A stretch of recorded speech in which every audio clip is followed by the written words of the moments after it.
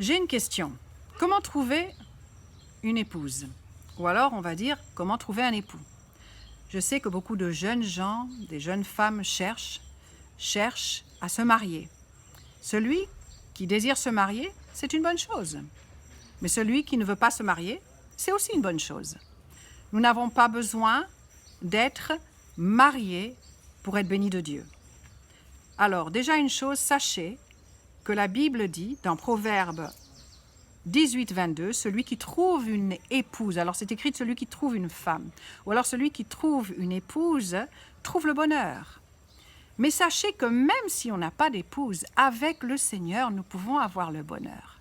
Déjà, réjouissez-vous là où vous êtes.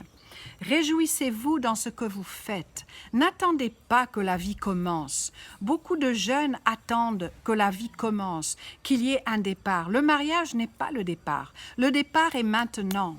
D'accord? Le départ, c'est maintenant. Alors, celui qui trouve une épouse trouve le bonheur. C'est une grâce qu'il obtient de l'Éternel. Mais l'Éternel a quand même beaucoup de grâce pour toi qui n'es pas encore marié. Donc déjà, une chose, ne t'en fais pas. Mais c'est vrai que c'est biblique. Si tu veux te marier, le Seigneur a quelqu'un pour toi. Alors, maintenant, comment trouver la bonne personne? C'est plutôt la question qu'il faut se poser.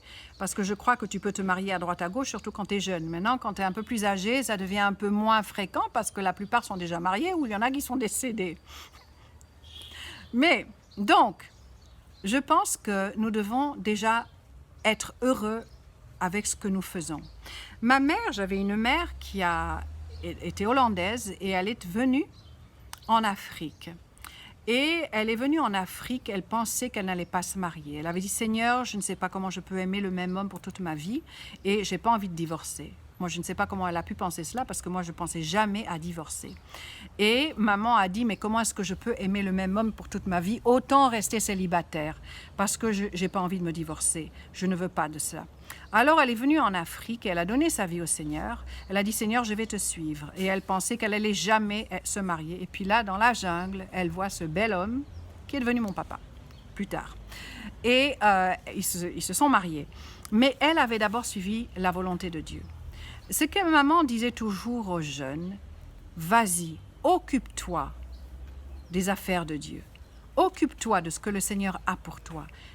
Accomplis le plan de Dieu dans ta vie et tu vas voir comment le Seigneur va pourvoir. Tu seras au bon moment, au bon endroit. Donc sache que déjà, ta vie a déjà commencé. Ta vie n'attend pas en disant, attends, une fois que je serai mariée, je vais m'acheter une maison, je vais mettre de l'argent de côté. Non, fais ça maintenant. Commence à planifier pour la vie. Commence à vivre la vie pendant que tu attends la personne. Alors, une autre question. Quelle est la bonne personne? Est-ce qu'il y a une personne qui est pour toi? Autrefois, je le croyais. Mais maintenant, je ne le crois pas. Parce que, déjà une chose, si tu maries la personne, une jeune fille marie un jeune homme, et qu'à 40 ans, le jeune homme, il meurt. Et bien maintenant, la jeune fille, c'est tout. Elle n'avait qu'un choix, et le choix, il est parti, il est mort maintenant. Qu'est-ce qu'elle va faire? Eh bien, elle peut trouver quelqu'un d'autre. Parce qu'il n'y a pas seulement une personne. Il n'y a pas dans ce monde seulement une personne. Beaucoup de gens disent, ah oui, j'attends l'âme sœur, où est mon âme sœur? En fait, ce qu'ils veulent dire, c'est j'attends la personne qui irait bien avec moi dans son caractère, dans ses façons de faire et surtout dans son appel. Si tu épouses quelqu'un qui a un appel tout à fait contraire au tien, c'est pas bien parce que vous allez clasher. Mais attends de voir quel est l'appel de la personne. Si la personne est appelée à aller au Kivu et que vous êtes appelé à être à l'équateur, il y a quelque chose qui ne va pas là. Il faut d'abord se parler, il faut d'abord s'entendre, il faut d'abord voir, tiens, est-ce qu'on pourrait vous faire cela? Et puis maintenant, s'il y a quelqu'un qui ne veut pas du tout d'enfants, ce qui est rare ici au Congo, mais qu'un autre veut 5 enfants, alors vous voyez, ça, c'est pas l'âme sœur.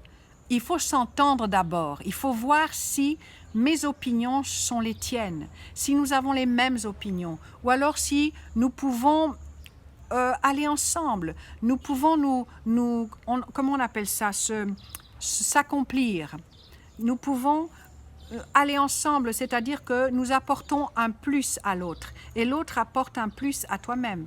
Donc en fait, c'est ça qu'il faut voir. Il faut voir comment nous nous entendons. Il ne faut pas trop spiritualiser la chose, mais il faut utiliser les neurones que Dieu nous a donnés. Il faut utiliser cette intelligence et demander à Dieu la sagesse. Ça, c'est la première chose. Demander à Dieu la sagesse. Seigneur, voilà, je te demande une épouse.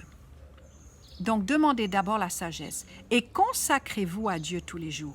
Faites comme si vous avez le bonheur parce que vous avez déjà le bonheur en Jésus-Christ. Commencez à vivre, commencez à avoir des objectifs et des plans dans votre vie. Dans le nom de Jésus.